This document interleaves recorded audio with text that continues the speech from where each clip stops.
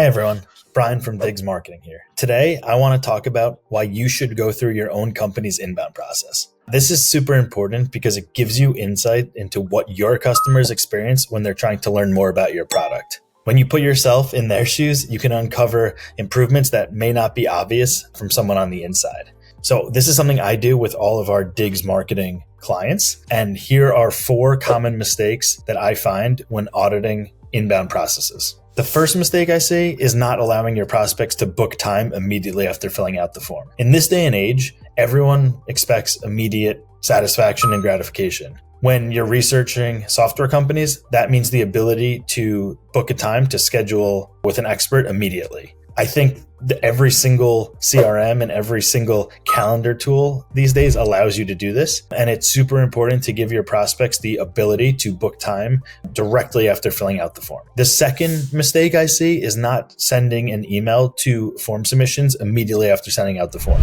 I recommend 2 variations. One is just people who book time, thanking them for booking time and confirming that time. The second variation is for people who haven't booked time.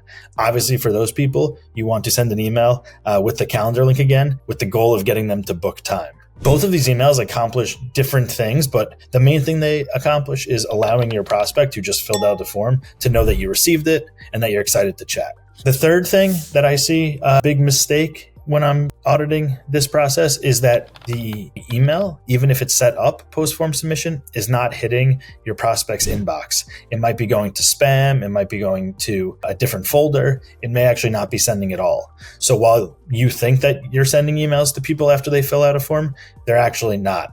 When I see this, when I notice this when I'm auditing this process, I often have to dig a little bit in the CRM and see, is the email super designed? Is there a lot of HTML? Is the subject line super clickbaity? These are things that would trigger an email provider to not deliver the email or put it in the main inbox. So one thing to check is that not only is it set up, the email is set up post-form fill, but it's actually hitting the main inbox. Finally, the last mistake I see pretty frequently is not sending multiple emails after form submission, especially if someone doesn't book time. In my opinion, I like following the rule of 4, which is sending 1 email every day for 4 days after form submission if they have not scheduled time. What you'll often find is people will either respond directly to those emails or eventually book time if they didn't initially. I see many companies just sending 1, maybe 2 emails, and that's just honestly not enough.